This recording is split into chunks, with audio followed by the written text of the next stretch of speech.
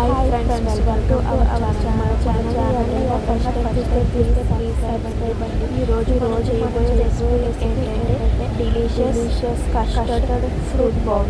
ఈ రెసిపీని ఎలా చేసుకోవాలో చూద్దామండి. ముందుగా ఒక బౌల్ తీసుకుని దానిలో ఒక 5 ml మిల్క్ అయితే యాడ్ చేసుకోవాలండి. వేసిన తర్వాత ఒక కస్టర్డ్ పౌడర్, ఇది టీ మార్ట్స్లో దొరుకుతుందండి. ఆ కస్టర్డ్ పౌడర్ని తీసుకుని ఈ మిల్క్లో యాడ్ చేసి అది డిజాల్వ్ అయ్యే వరకు తిప్పుతూ ఉండాలండి. ఇదైతే ఫస్ట్ డే ఒక 5 minutes ముందే ఇలా ప్రిపేర్ చేసుకుని పెట్టుకోవాలండి.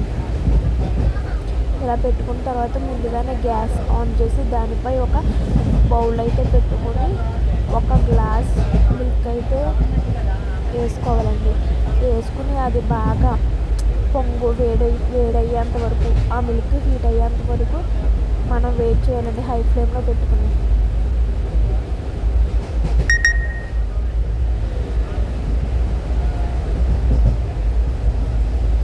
ఇలా మరుగుతున్నాయి కదండి, ఇలా మరగనివ్వాలండి. పాలు ఎంత బాగా మరిగితే ఈ రెసిపీ అనేది అంత టేస్టీగా ఉంటుందండి.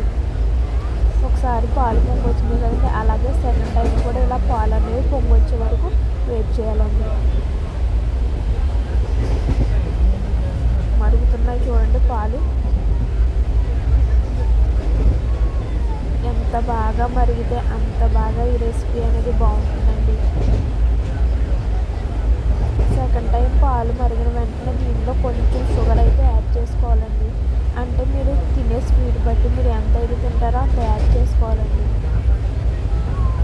యాడ్ చేసుకున్న షుగర్ అంతా డిజాల్వ్ అయ్యే వరకు మరిగించాలండి. ఒక్కసారి గరిటెతో తిప్పుతూ ఉండాలండి షుగర్ కరిగేంత వరకు. ఇలా తిప్పుతూ ఉండాలండి, ఆ షుగర్ బాగా కరగాలి. మరిగించాలండి బాగా పాలని.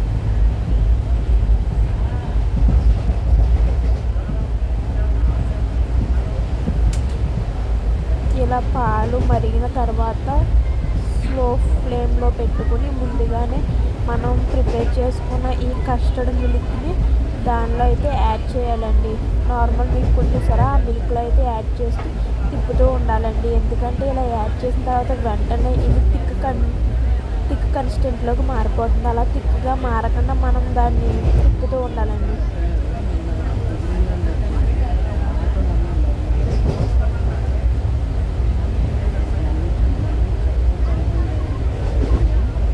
బాగా దీన్ని డిజాల్వ్ అయ్యే వరకు తిప్పుతూ ఉండాలి. ఇది ఒక స్టేజ్ మనకి ఓకే అనే స్టేజ్ అప్పుడు గ్యాస్ ఆఫ్ చేసేసుకోవాలండి. ఇలా తిప్పుతూనే ఉండాలి.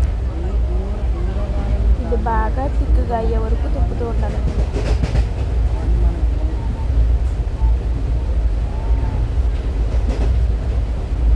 చూపిస్తే ఎంత థిక్గా అవుతుందో.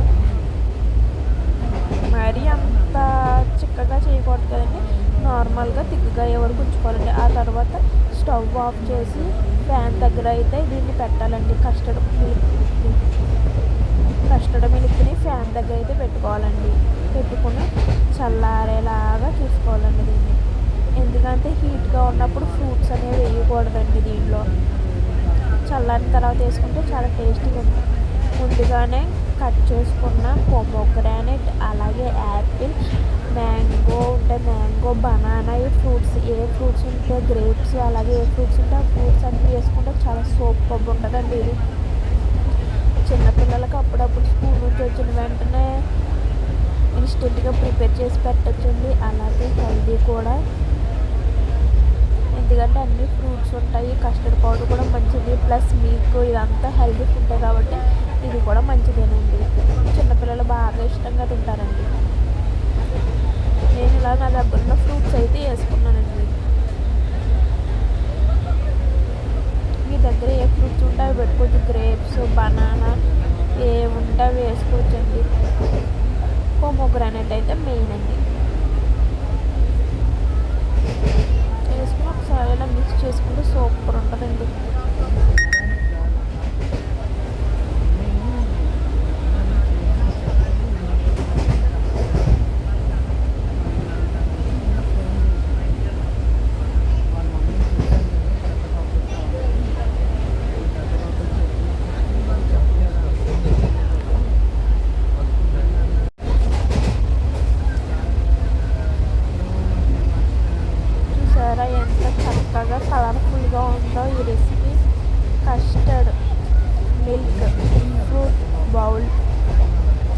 బాగుంటుంది. తర్వాత మనం దీన్ని దేనిలోకైనా సర్వ్ చేసుకుంటే రెడీ అండి. నా దగ్గర కప్పు ఉందండి, ఈ కప్పులో అయితే సర్వ్ చేసుకుంటాం.